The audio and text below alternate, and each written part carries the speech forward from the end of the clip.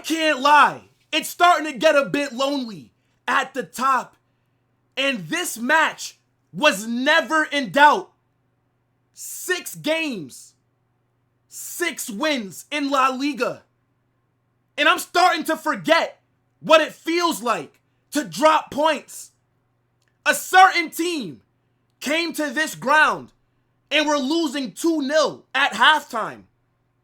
A certain team needed a remontada to beat a newly promoted side. Could never be my club. Came to this ground and took care of business. We didn't need an own goal at the end to get 3 points. Y'all were talking about Levante like they were some big boy team. You would have thought that we were going against prime Man City. Levante are shit. They're going to be fighting a relegation battle this season. I never thought that we were going to struggle in this game. But I need you guys to get in the comment section and let me know what you're saying. Who was your man of the match? And what are your thoughts on this performance? I need you guys to smash that like button, subscribe, and turn on those post notifications. Levante 1, Real Madrid 4. And I have very mixed feelings on this match because we caught life in that first half. But they also got lucky as well because we could have scored 6 on their head tops. But let's start off with the positives. My man of the match nominees are Vinicius and Dani Ceballos. They absolutely cooked today. This was Vinny's best performance of the season. That first goal that he scored, the finesse, that Travella shot from that angle. My Brazilian. A lot of people act like this guy Vinicius is finished. But he is a very good player. We're just waiting for him to find his best form. The assist that he got for Franco was also a good one as well. He also had a shot where the keeper had to make a very good save. And then Franco should have had an easy tap in. But we'll talk about Slim Shady on the right wing in a few minutes. But Vinicius today was our most impactful player throughout that match. And I think he's starting to find his form. We've seen him have some good performances already this season. Now he just needs that consistency, right? Vinicius needs to remind a lot of people who he is.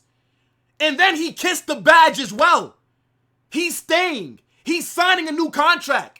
If that bothers you, I don't know what to tell you. Get it through your head. Vinny is not going anywhere. He wouldn't kiss the badge if he planned on leaving. My number 7, Dani Ceballos. What a performance. The way that he controlled that midfield. He was the one that set the tempo for this game, receiving the ball from the back line, distributing it. If that was Pedri that had that performance, everybody would be on their knees sucking him off. Ceballos. People were nervous about us rotating. People were like, why would you rotate against Levante? Brother, they're shit. They are sitting 16th in the table. They only have 1 win. If I can't rotate and start Ceballos, Fran Garcia, Raul Asensio, if we can't experiment against them, then get these players out of my club. Dani Ceballos absolutely balled out today. Those are my 2 standout players. The third is Franco. Finally bagging a goal. And I said, after he missed that sitter, I said in the chat, you guys go back and check. I said Franco is going to score today. Because this guy gets himself in way too many good positions to not be getting GA. And now that he scored his first goal all that weight, all that pressure is off of his shoulders.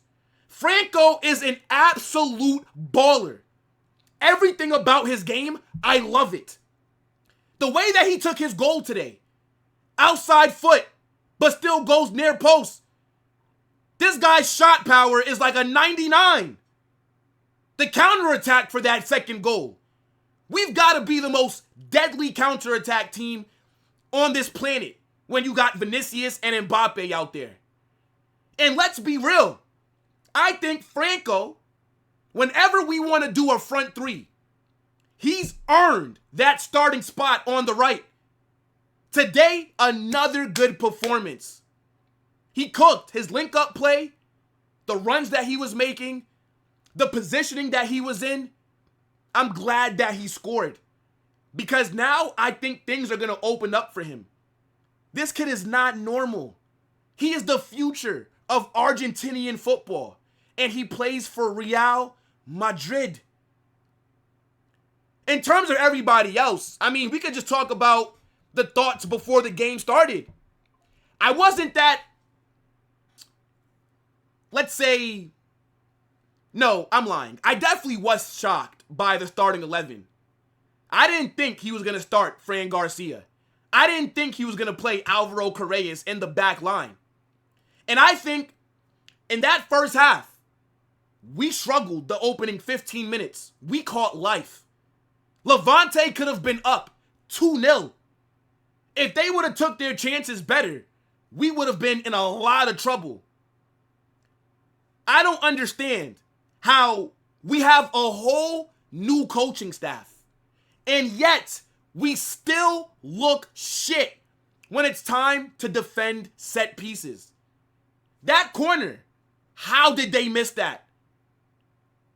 Why are we letting this guy have so much space? Where's my defense? I think the back line today was shaky. Asensio and Dean Howson were not good. They were very mid today. And they're the reason that we even conceded in the second half. I thought Alvaro Carreras was our best player in the back line. Fran Garcia finally starting a game. This guy absolutely cooked for us in that Club World Cup at wingback. Alvaro Carreras has come in. He's been getting a majority of the minutes. Fran Garcia starts. He was mid today. Yeah, he made some good overlapping runs. But overall, I don't think Fran Garcia did anything. I don't think he's made a case to get more minutes. You got to take advantage of your opportunities. He did not. In the first half, Mbappé, Arda Güler were our two worst attacking players. Mbappé, he linked up play, sometimes was making some decent runs, zero impact. He didn't look as dangerous as he normally did. Arda Güler in that first half, the game looked like it was too fast for him. The style of football that Levante were playing, Arda was struggling to deal with their press. Arda's passing in that first half wasn't all that. And I gotta give Levante credit because even though I don't rate them, I think their manager is a madman. The tactics that they had, thank you. Because finally, we've played a team that was not scared to attack us. Now, if I was that manager, I would not have lined up how they did. They played a back four. They pressed us. And when they won the ball, they were moving it very quickly up the pitch. And if they were more clinical, they would have got something in that first half. But they weren't. Once they showed that they weren't going to score because they were bottling it, yeah, I knew. I knew we were going to cook them. We should have had 5-6 goals, man.